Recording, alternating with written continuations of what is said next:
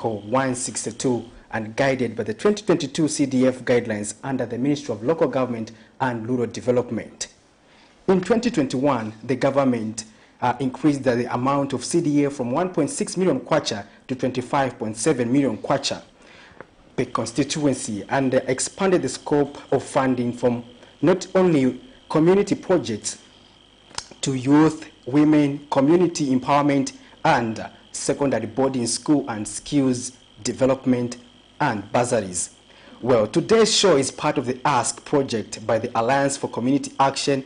The project has an overall goal of promoting the voices of citizens in the management of CDF. Ladies and gentlemen, welcome to this week's episode of the Ask CDF TV series. Today's topic of discussion, as I earlier alluded, is promoting citizens' voices in the management of CDF. My name is Patrick Soko, and our special guest on the program is Jimmy Maliseni, the Programs Manager for Alliance for Community Action. Welcome to the program, sir. Thank you, Patrick. Good afternoon, and good afternoon, viewers. Yeah, we are glad that you could find time to be with us in the studio. Pleasure is all mine. It's great to be here. Interesting. To just get our conversation started, there are those of our viewers who may not understand what is the Alliance for Community Action and what you represent and what you stand for. Well, the Alliance for Community Action, Patrick, is a non-governmental organization that was formed in the year 2013. Although real, or should I say, activities began in 2015, which was about 2 years later. And in 2016, I would say that is when the organization really took off. Most of the team members that we have at the moment, including myself, joined the organization around 2016. In terms of what we work in, or the areas that we concentrate on, the Alliance for Community Action solely focuses on working around the question of accountability around public money. So public resource management with a special focus of citizen participation in the way that the government manages money, the way that the government makes choices, as well as in which the ways in which the government spends people's money is our primary focus. And we do that through different initiatives that we have, from things like citizen journalism, fact-checking, projects like this one that has brought me here today, citizen training, and several other initiatives. We do syndicated radio shows across the country where we are sitting in one radio station and we're rebroadcasting in real time the same content across 16, 21 radio stations, or sometimes fewer. In a nutshell, that is who we are as the Alliance for Community Action. Well, for someone who may be just here in the Constituency Development Fund, CDF, I know it's a common topic in Zambia at the moment. For the sake of our viewers, first of all, let's understand, what does CDF really represent? What is the essence of CDF? Well, that indeed, Patrick, is an interesting question, and it sounds as if everybody, would take it for granted that everybody out there knows what CDF is. Exactly. But in our experience, we found that there are some interesting, I would say, gaps, and some of them actually very scary in terms of citizen appreciation or understanding of what the fund is. So to answer your question, Patrick, CDF is a fund that now is a creation or an animal created by the Constitution, like you earlier alluded to, Article 162. You see, in the Bible, and I'm glad we are in a Bible-based institution here. Exactly. There was a fight between the devil and Jesus, and the devil was telling Jesus, make bread and do all sorts of things, and his answer was, it is written, it is written. So it is written in the law, in the Constitution, that there will be CDF in Article 162. However, the act that then gives birth to the aspiration of the Constitution is the Constituency Development Fund Act and the Local Government Act as well. So CDF, to begin with, is the people's money. I think that is one of the key gaps that we find missing. The people in some situations to view CDF as a favor by their MP. Some see it as money belonging to the Member of Parliament, others see it as money belonging to the President, and they see it as different from other public resources. Exactly. So basically, CDF, in short, Patrick, is the people's money given to them by the Constitution, and it is one of those items that you'd call a standing item in every budget. What the government can change is the allocation in terms of the amount. But as to whether CDF will be there or not is in the Constitution. In other words, you cannot discontinue CDF without changing the Constitution. Yes. Exactly. Interesting response there. Now, we understand that one of the strategies of CDF is to actually increase citizens' involvement in the provision of development and services, and in so doing, empower them to manage their livelihoods. Can you help us understand the role of citizens in the management of and implementation of CDF, as well as utilization? All right. So when you look at the law, Patrick, the genesis or the beginning of CDF in terms of how it should obtain is the citizens themselves.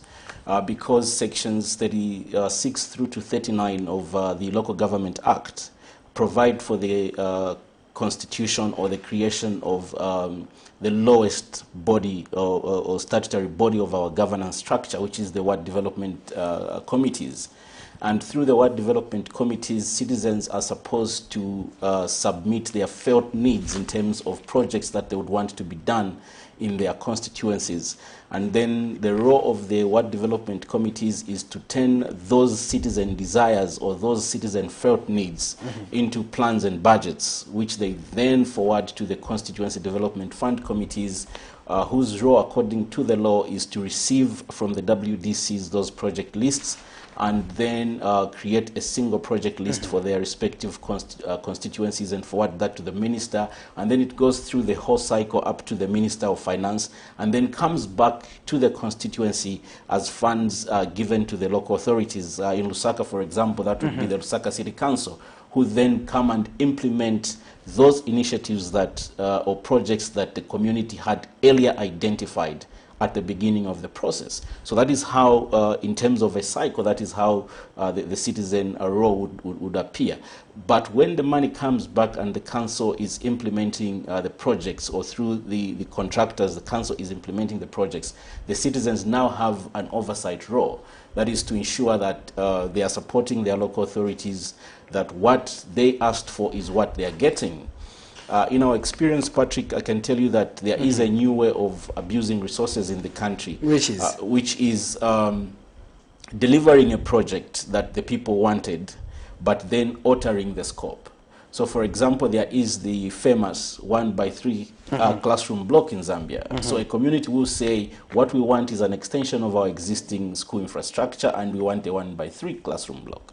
What usually happens, or what happens sometimes, is that the contractor will come on site and for sure construct a 1x3. But what you discover is that it was supposed to be 15 meters long, but they come and build 12. It was supposed to be 8 meters wide, they come and build 6. And then a different contractor is given the contract to deliver desks. And when they bring the desks, they don't fit in the school. And then you're beginning to wonder, why is it that the desks cannot fit in these classrooms? What has actually happened in the process is that somebody has built a 1x3 classroom block, yes, but it is not the size that was specified in the contract. As a result, where you expected to sit 50 students, you can only sit 30. And suddenly the children are appearing crowded in a classroom. So that happens across many projects. It could be clinics, it could be schools, bridges, roads, even, Patrick. So the citizen role then becomes very critical in being the eyes, as it were, of their own infrastructure and money, by ensuring that what they sent or what they advocated for is exactly the product they are receiving. Exactly. So it's not just a question of we want apples and you get apples. If you asked for 10 apples, you must receive 10. If you receive 8, then there's a problem. Interesting. In case you are just joining us, you have not missed much. You are watching the Ask CDF project program that is sponsored by the Alliance for Community Action, and we are discussing issues pertaining to the Constituency Development Fund, CDF. And Mr. Maliseni, if I may ask, why the Ask CDF? We understand that our government has many components to steer development, but why did you actually single out the aspect of CDF?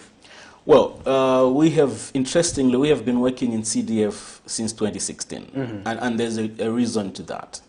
When you look at our citizen participation in the development agenda of the country, it is ideally supposed to be mainly through two main channels. The first one is what you'd call the central government planning for ease of understanding for our audience, especially with those that may not be aware of all these technical terms. Exactly. And in that process, the WDCs are supposed to work with a body known as the District Development Committee in terms of coming up with ward budgets and plans and all of that.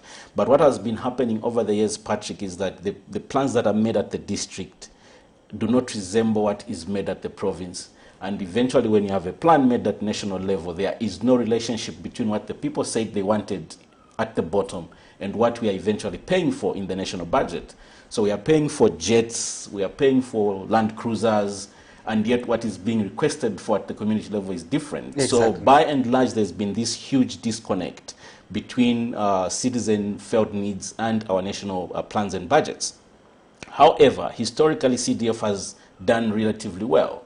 What the people will request through their CDF, or what people will say they want through their CDF allocation, is usually to a larger extent more realized. Secondly, CDF gives citizens direct participation, a more direct way of participation, in that it allows them to create through their WDCs, their budgets, as well as their plans, which thankfully in the current CDF regime they can even track and see the progress. So I would say that it is the proverbial low-lying mangoes. That is what CDF is. It's one where citizens can have a hands-on.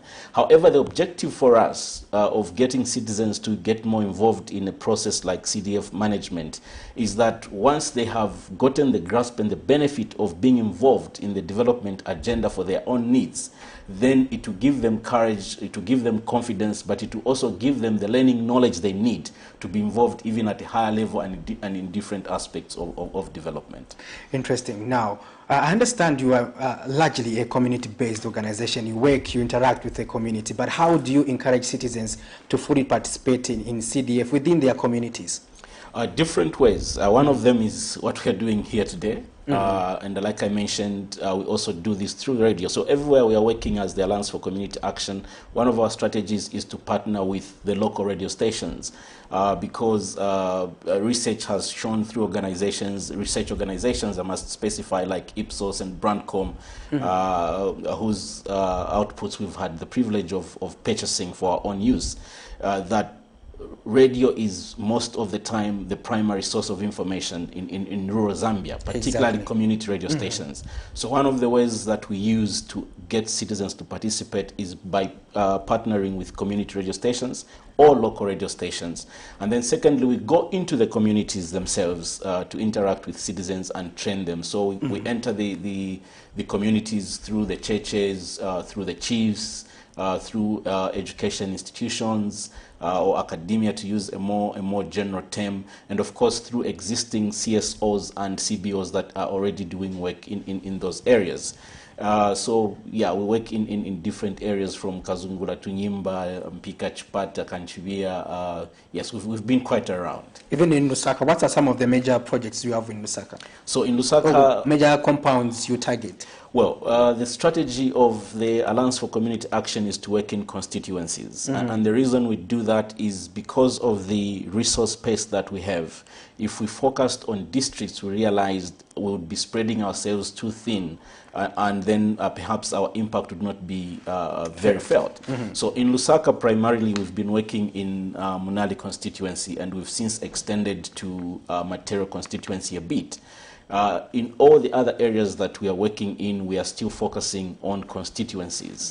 The reason we do that is because a constituency is a contained geopolitical area where citizens are more likely than not going to use the same services. So if you go to Mnali, for example, between Kablonga and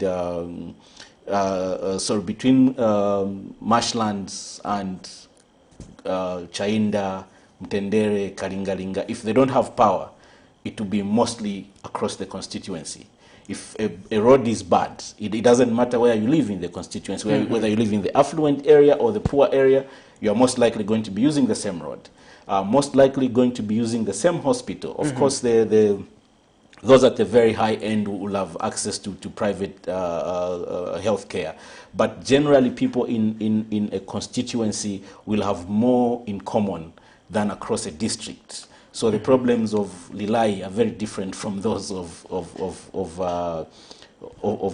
Matero, for example. The problems of Kanyama and the problems of Lusaka Central are quite different. But if you look at the constituency, people are most likely going to share the same level of public services, and that is the reason why we work in a constituency, because people will be able to understand their problems as common. But then what we do is that what we learn in the constituency, we use it to inform amplification into the districts and into the provinces and eventually the rest of the country. As a media organization ourselves, as journalists, we have been covering a number of teething issues pertaining to CDF in the implementation, citizens' understanding. But we also want to get your perspective as an organization that works with the community, especially at grassroots level. What do you think are some of the reasons for low citizens' participation in CDF?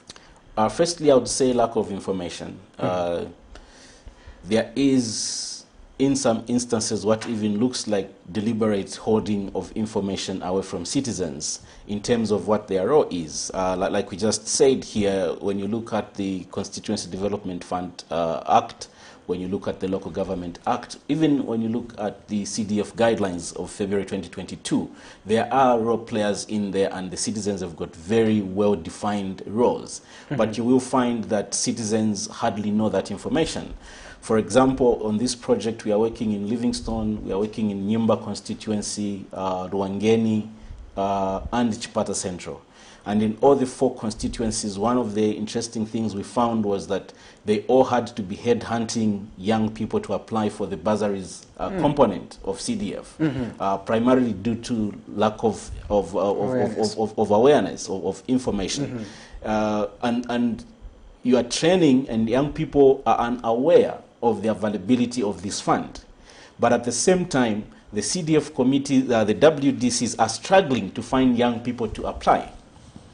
So it's really a troubling situation where you've got these young people that are unaware that there is a fund available for them, and those responsible for the management of the fund cannot find the young people that are supposed to be accessing that particular fund. That's the first problem we find. It is that it is lack of information.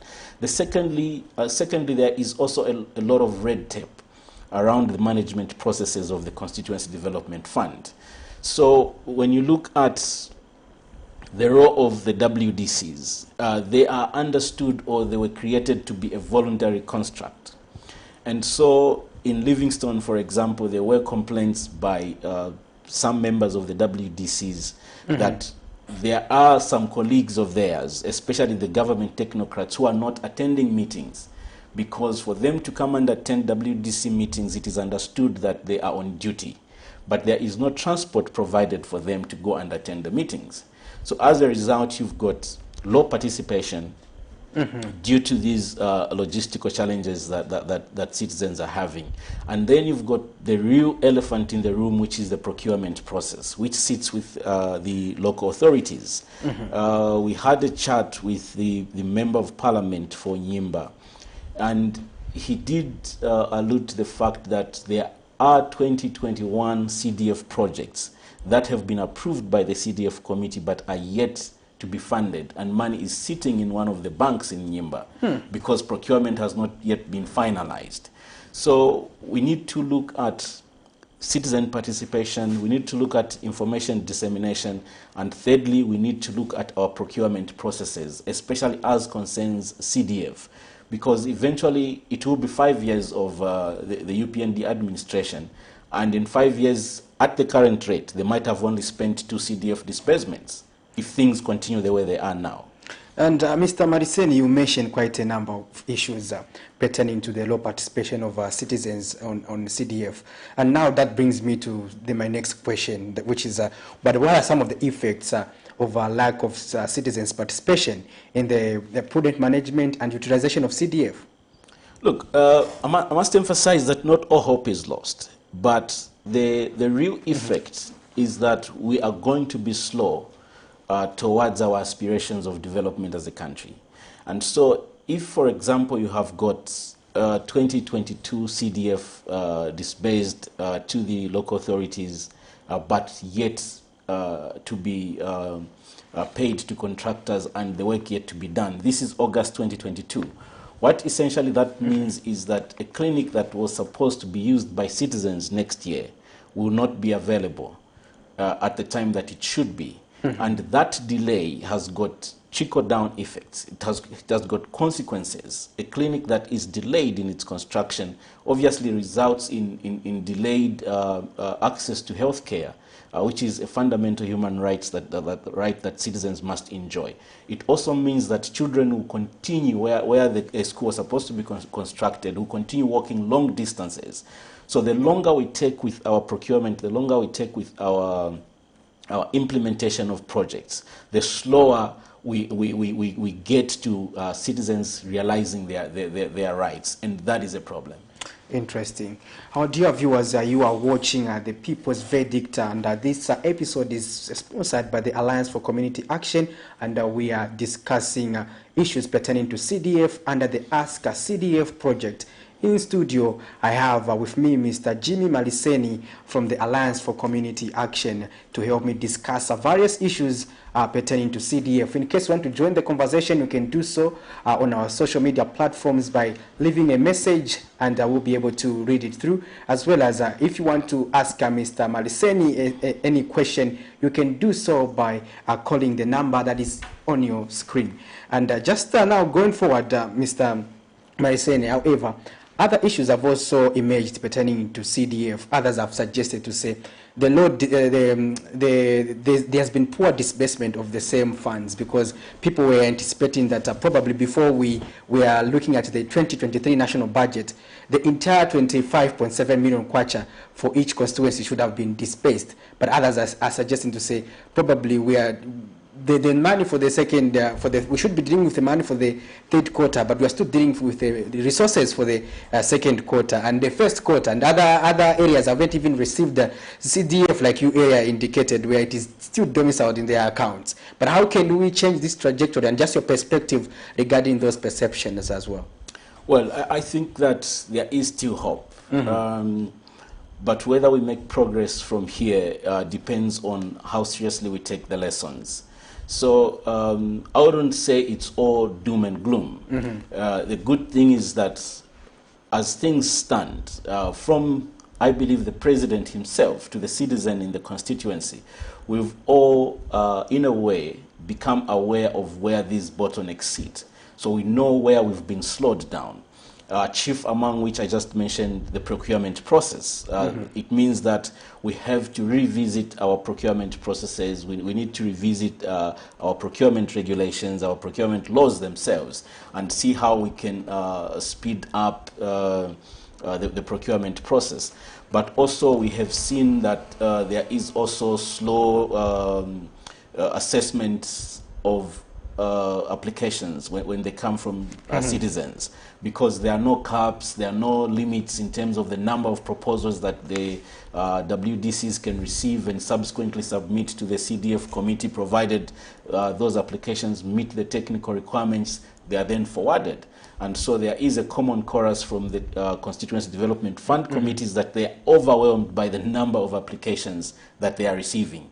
So it is very evident, Patrick, that we already know where these challenges are sitting. Exactly. What is important for us now as the Alliance for Community Action is for us to look at those blockages. I would use an analogy of a blocked pipe.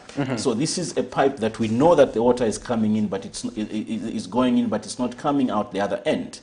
The good thing, though, is that we know where the blockages are. The question is, how willing are we to remove the sediments that are blocking the pipes? That is where really the issue is at the moment. And outside those three, lack of information, low citizen participation, but also low procurement processes and slow disbursement of the funds. If we address these three bottlenecks, I think that we'll see the effects of CDF in much quicker time frames. Yes, while you are on that, there's the aspect that has been also topical in this country, the issue of revising the guidelines on CDF. Do we really need to revise the CDF guidelines? We are of the view that we must revise the guidelines. First of all, the guidelines must be aligned to the law.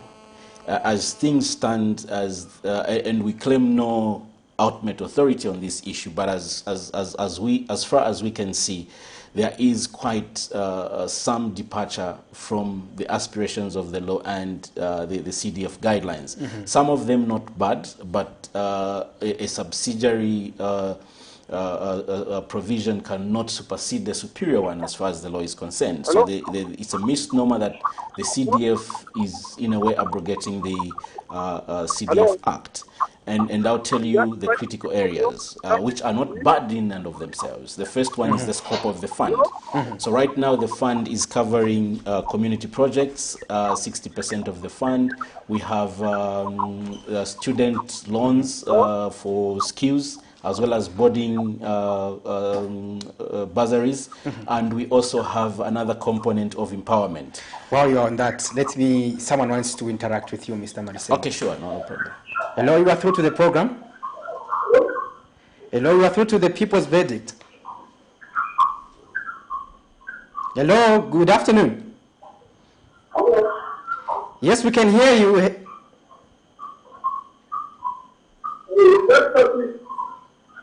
Hello, yes, this is Patrick Soko. Good afternoon, sir. Can you hear me? I think the line is pretty bad. You can go ahead, you explaining. Okay, so the first thing is the scope. When you look at the Act limits the scope of the fund to community projects. So like I said, the additions are not bad in and of themselves, but they need to be aligned to the law, meaning that we need to amend the Act for it to speak to the aspirations that we have in the CDF fund. The second thing is that when it comes to the empowerment component of the CDF guidelines, there is an account, a revolving fund that is being opened. When you go to the Act, it's very instructive that CDF funds must be managed in a single account. So now we are having at least 2 accounts that are being created for purposes of CDF. And that obviously stems from the creation from the broadening of the scope. So it's very clear that we need to go back to the CDF Act and try and refine it.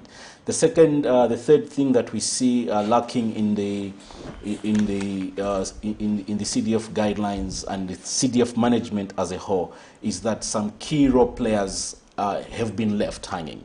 The WDCs are not remunerated, and there's very low motivation for people to belong to the WDCs. They are almost like the orphans of the process. So obviously it is understood that by their sheer number, they are running into a couple of thousands across the country. But we must find better ways of keeping people involved and motivated to participate in the affairs of the WDCs. The other thing that we find problematic is what is actually in the Act. The MPs still have a lot of power insofar as the management of the CDF is concerned. When you look at the CDF committee will consist of between 12 and 13 people, depending on the number of chiefs in whose jurisdiction the constituency falls. Over 50% or close to 50% of those people are nominated by the Member of Parliament. That gives them an inbuilt advantage in the CDF committee. And remember that the CDF committee's key role insofar as the management of the fund is concerned is to create a single project list. So the MP's priorities will always go to the top of the list because they have a majority in the deliberations. We'll take that call. Hello, you are through to the program. Hello? Yes, good afternoon. What is your name and where you're calling us from? Good afternoon, we can hear you. Can you hear me? Yes, we can. You can hear me? Yes, we can hear you. You are... Yes, you can go ahead.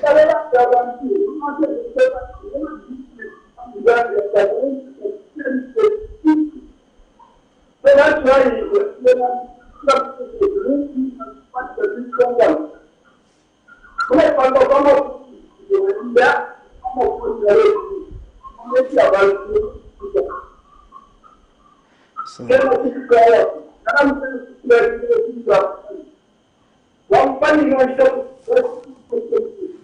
the line is fluctuating. You can call us back when you find a good network. I think your line was pretty bad. You can, if you still want to contribute, you can go ahead and do so. But for now, we couldn't proceed with that call because of poor network connectivity. You were explaining, Mr. Maliseni, before I interrupted you. Yes, so I was saying on the aspect of the members of parliament. Yes, and everything. I was saying that the members of parliament are still still have a lot of controlling power in terms of what projects eventually end up in their constituencies. So you will have a development that reflects the will of the MP and not necessarily the will of the people. Of course, some MPs will be good and they will allow projects that are not necessarily at their heart, at their heart to proceed. But as things stand, it is possible that the MP will concentrate on those projects that they consider more important to themselves. Remember that the management of CDF is almost a competition between wards. And so when the wards submit their project proposals to the Constituency Development Committee, the Act says that when the committee submits their plan to the Minister of Local Government, the way they list them is to be understood as a priority list. Meaning that if we have a clinic in Mnali or in Kanyama, in Kalikiliki, sorry, as number one project, and then we have a school, a secondary school in Chainda listed second, that is the order of priority. In other words, the project that is listed on top is the one that will be funded first. That is what the law says. Now, given this influence that the MP has in the composition of the Constituency Development Fund Committee, it is possible that they can then influence the decisions that the committee makes based on the fact that there is no control in terms of who they appoint. It just mentions where those people must come from. So there is a representative of religious organizations that are in the constituency. There are 2 citizens. There's a councillor from the local authority, a representative of NGOs, plus the MP themselves. And that's already 6 people in a committee that will have 12 or 13 people. Exactly. so if something is to be put to a vote, for example, the MP and the people that they appoint or anoint already have an inbuilt majority. So we are of the view that must be revisited. Yes. But also the capacity of the councils must be increased in terms of their capacities to implement the CDF. There are some councils that obviously have got the technical capacities, but some of them are overwhelmed by the sheer number of amount of work they have to do. Take Lusaka, for example. I think Lusaka has 7 or 8 constituencies. All of them must be handled by Lusaka City Council. Yeah, that's quite. So you can see the amount of work. So 25.7 million times 7 or 8. That is the amount of work that Lusaka City Council alone must manage. We take this call. You are through to the program. Hello? Good afternoon. Good afternoon, sir. Your name and where you are calling us from, sir? I'm calling from Luansha. Luansha. You are Mr. My name is Fred Sanga. Mr. Chisanga, you can go ahead with your contribution. Yes, good afternoon, Mr. Good afternoon, Mr. Chisanga. Thank you so much. Because I want to contribute because Russia is lacking behind.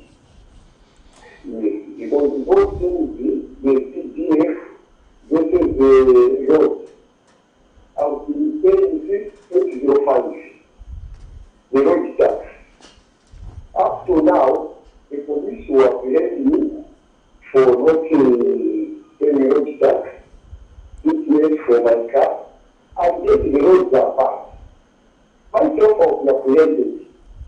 Now, those guys are not taking the money to good use.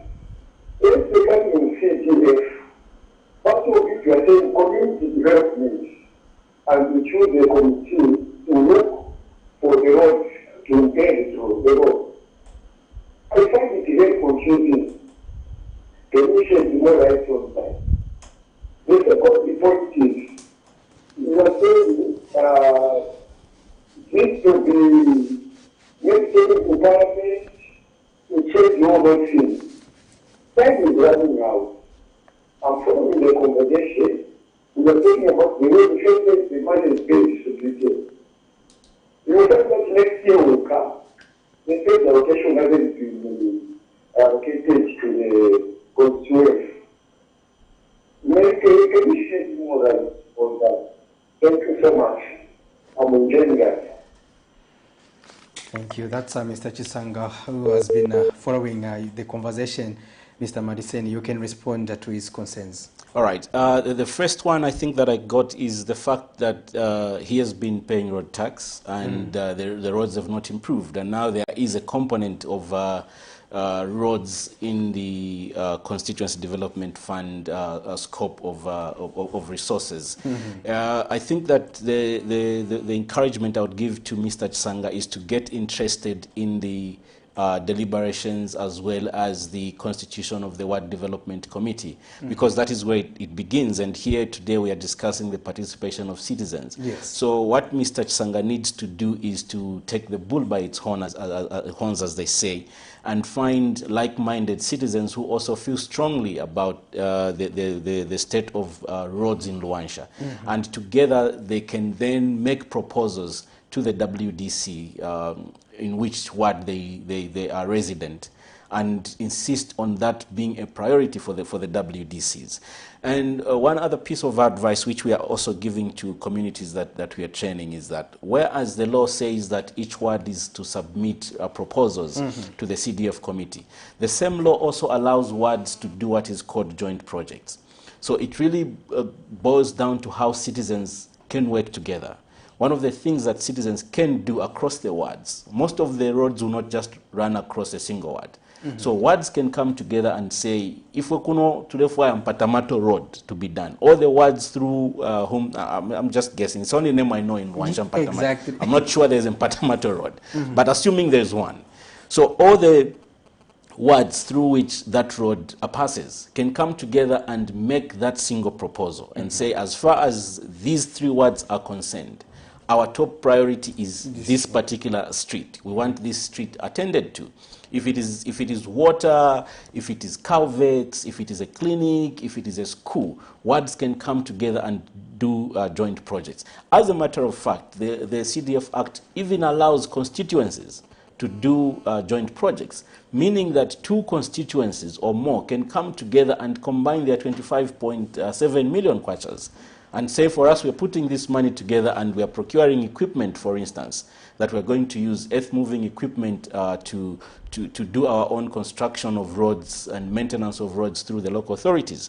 I am aware, Patrick, that even before the scope of the fund was increased, must have been Honorable Haivi Hamududu, then Member of Parliament for Wengwa, if I'm not mistaken, and the current Minister of Home Affairs, Mr. Jack Mwimbu. There are two constituencies in Monze, I can't remember which year, but did put their resources together when it was still 1.6 million to procure earth-moving equipment or something of that sort for purposes of using on their feeder roads.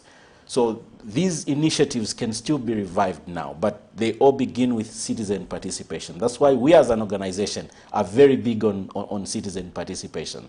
The amount of effort, the amount of dedication that citizens will put towards this particular CDF scope at the moment will have a lot of effect in terms of whether this is going to be a success or not. But Mr. Maliseni, what are some of the benefits of citizens monitoring the implementation and utilization of CDF projects, in case they may think, no, it's not my business, let them do whatever they can, I'm not part of the WDC, I'm not interested because I'm not seeing development in the past. But what are some of the benefits if citizens take an interest? Well, if citizens take an interest, the first benefit is that they will have their felt needs met. And this term felt needs is really more of a CSO term. But really, they will have the things that concern them the most attended to. So, for instance, Mr. Chisanga's main concern is the road at the moment. I'm sure it's not the only concern he has, but that's a big one for him. So citizen participation means that those things that really matter to them are going to be attended to. Secondly, there's going to be a reduction in terms of corruption insofar as the implementation of CDF funds is concerned, or projects is concerned. Because when contractors know that citizens have got an eye on what I am doing, they are going to make sure that you're not going to get the sand, you're not going to get the blocks. It's not unusual, Patrick, for 3,000 blocks to be brought on site and 1,000 to be taken out in the evening. Exactly. But citizen oversight and citizen participation will ensure that public resources are protected. Why that is important is that no president, no political party comes in with their own kasaka kandalama. All this money is citizens. It belongs to the people. So the money that you see being disbursed as CDF is the taxes that you're paying. It is the fees and fines that Mr. Chisanga is paying. I'm sure he uses the toll gate. That 20 kwacha he leaves at the toll gate, the road tax that he pays, the fuel levy that is collected from him every time he tops up on fuel. There is no freebie as far as the tax is concerned. That is the money that is put in one basket, that is put together for us to then have these resources available. So citizen participation essentially will reduce waste. It will increase accountability, but ultimately it will bring our felt needs at our doorsteps. The schools we want, the clinics we are looking for, you know, and all the public services that people desire to see in the areas that they are living. But why are you interested in strengthening the capacity of citizens to demand for accountability in the utilization of our public resources? First of all, Patrick, it is because every citizen is born with rights. Rights are not bestowed on citizens by anybody, not even the government, not even the Constitution. The role of the government is to recognize, to respect, and to fulfill citizens' rights. And everything that the government does should lead to the realization of citizens' rights. As a matter of fact, when you critically look at all government services and goods, behind those services and goods that the state offers are citizen rights. So for instance, every child that is born in this country is born inherently with a right to education. However, for that right to education to be realized, the government is required to build a school, train a teacher, equip the teacher with teaching aids and tools, employ the teacher, and deploy the teacher. And then the child will have their access to education, or the right to education realized. Everybody is born with the right to health. But the right to health, Patrick, means nothing if you don't have access to health care. So the real job of the government is to ensure that citizens' rights are realized. Citizens must have access to those rights. Otherwise, we shouldn't be voting. The reason we vote is that we can't all be managing resources. So at any given time, we appoint a president and those that work with them to manage public resources for our common good. That is their first and most critical job, to manage public resources on behalf of the people of Zambia. Interesting. You are watching The People's Verdict, and we are in conversation with Mr. Jimmy Maliseni. He's coming from the Alliance for Community Action. In case you want to ask your question, you can do so. And just to check if we have some people who have sent in text messages, so that we can check them out. And if at all there are some questions that need our attention, we can do so. And those are joining us, you have missed much now for now, because we're even going towards the end of our conversation. But let's read some of the text messages that came through. Please advise on the loans for CDF. When are they going to finalize the mode of approval? That's something that we have talked about. Do we have any other one? Dear Cabinet and the gentleman, I can see the CDF. I can see the CDF not being yielding the desired results. None projects will be done by December. Guidance on CDF must be revised, and there are too much strings. What will happen if the money ain't utilized? My conclusion is that CDF was rubbished when the people don't know how to administer. I think that's rushed. Rushed when the people don't know how to administer it. Zambians like talking. Zambians like talking, but no action. And that's RSM Mukushi there. Any other one? Those two questions, you can tackle them, Mr. Maliseni. Okay, the first one speaks about the modalities or the guidelines for application of bursaries. Mm-hmm. I think that is already contained in the CDF guidelines. And so I would encourage them, if they don't have the guidelines yet or they don't have the application forms, to get in touch with us on our Facebook page. They can send us a message, or they can also send us a message on Twitter. Mm-hmm. Our Twitter handle is @ZambiaAsks, and our Facebook page is Alliance for Community Action Zambia, and we'll be able to help them understand the process, but also make soft copies of the application forms available. But insofar as the guidelines are concerned, the empowerment funds are called Women and Youth Empowerment Funds, mm-hmm. Obviously meaning that if you don't meet the statutory definition of youth and you're a man, you obviously can't apply in your own right. However, there are, the fund extends to cooperatives. Obviously, there will be men in cooperatives, so in that manner, men obviously can be beneficiaries. However, what is also interesting, Patrick, is that according to the guidelines, the primary preference in terms of procurement must be given to contractors who are resident within the constituency. So another way that citizens can participate in this fund is by building their own capacity to be able to participate as contractors at whatever level they can. In terms of the deadlines, the Constituency Development Act has a March 31st deadline. I'll need to counter-check that, but there is a definite deadline when applications must be received. However, the minister, as you've seen now, has been given power by the Act to revise the dates from time to time as needs might be. Right now, I want to believe that the dates have been extended, obviously, because it's the first time that the UPND administration is administering the fund. It's also the first time that the scope has been increased and widened. Mm-hmm. But I'm not sure that next year there will be an extension. So what we're encouraging citizens to do is to right now obtain for themselves dummy copies of application forms in order for them to prepare for next year in case they missed out this year. So when you look at the application forms, they've got requirements that you must fulfill in order for you to be a beneficiary. Mm-hmm. So for example, to get empowerment funds, you must have a registered business name or entity, either as a cooperative, as a club, or as a limited company with PACRA. You must have a bank account or a mobile money account.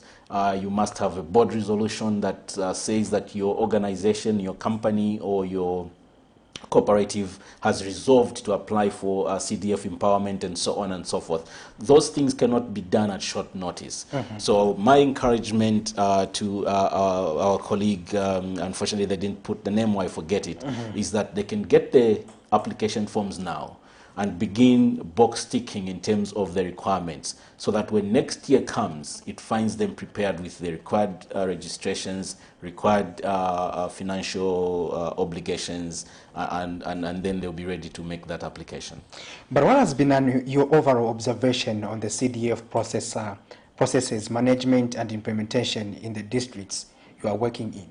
Well, in the 16 districts that we are working in, I would reduce it to teething problems. Nothing deliberate in terms of sabotaging the process. As an organization, we haven't encountered that. But what we have encountered are challenges in terms of procurement, like I already said, lack of information, but also lack of citizen understanding of the processes, who can apply for empowerment funds, what do they need to attach. So we were hearing testimonies of people having their applications returned to them in order for them to work on them, and then the guidelines give a 10-day window, Patrick, in mm-hmm. which you must address whatever is missing in your plan or whatever is not correctly done. And for some of them, you'd find that it is such a thing like a bank account. and some processes are so slow or unavailable locally such that the 10 days would elapse before they are able to open a bank account, and as a result they've missed out. I would say let's take 2022 as a learning year, as a teething year, but we must do much better in 2023.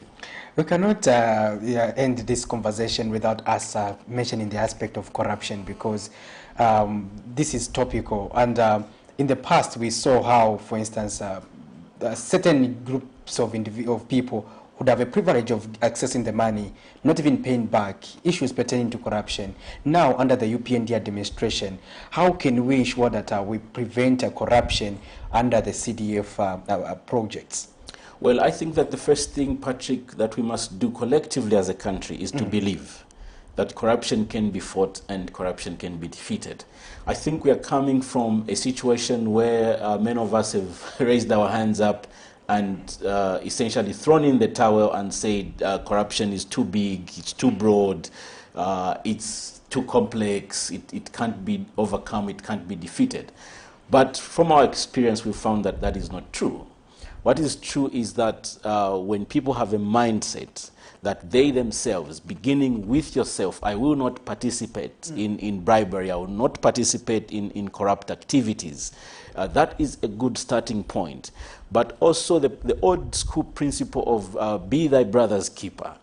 We must be interested in what colleagues are doing within our immediate circles. So if we can control and fight corruption in our immediate environs, it will become easy for us to fight it even at a higher level.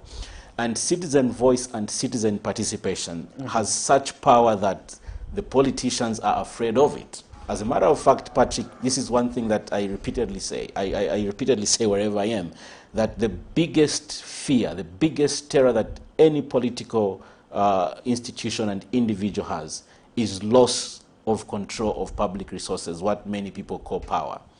So if citizens can show that this is a felt need, fighting corruption is a felt need for us, we want our money to be protected, we want our money to be used prudently, we want the government to be accountable to the people, it is possible that we can overcome corruption. But critical to the fight against corruption is enforcement of laws, but also, to use strict language, examples. Deterrence for corruption cannot go beyond showing an example of what can happen to individuals that involve themselves in corruption. Then the rest of us will see that indeed corruption doesn't pay. And I'm very optimistic that we can overcome this challenge. It's not insurmountable. We have met some community members, Mr. Maliseni, who are of the view that this government has been hard on the issue of corruption, and others who fear to say, if we fail to pay back the money, this government will jail us. I've opted to actually stay away from the entire process. But how can we create that awareness to say, no, it's about utilizing the funds for the intended purposes? And how can we create enough capacity so that when people get the money, they use it and be able to pay back?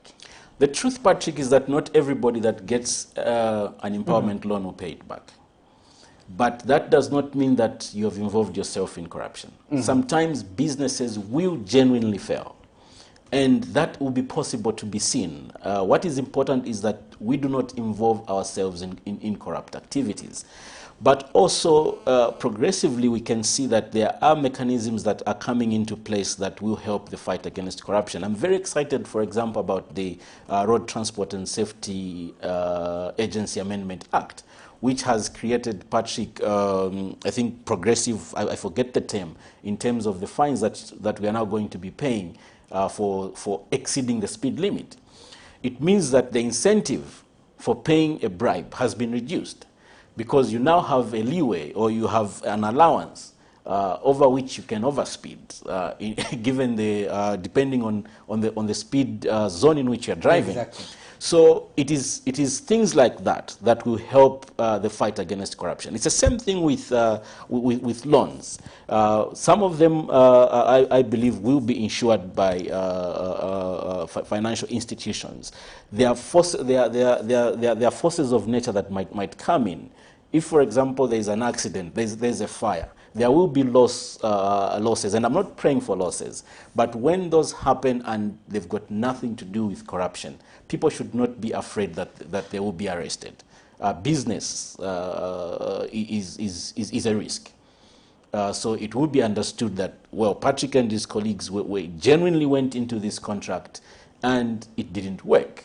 But if you got the money and went to Zanzibar for a holiday, then those are matters arising, Patrick. That's a different story altogether. Exactly.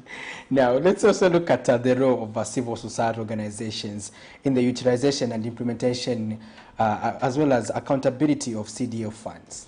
I think our role as civil society, we must pay attention to the information gaps that we as a small organization, I must say, in terms of our geographical spread, and other colleagues have also realized. So I think that we have a duty and an obligation to support our fellow citizens by bridging the information gap. So, for example, if you go to our website and our social media pages as the Alliance for Community Action, we've got all the forms available for download.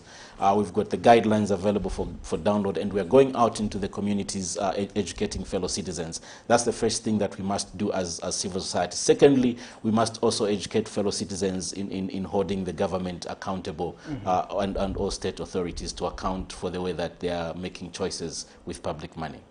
Your concluding remarks?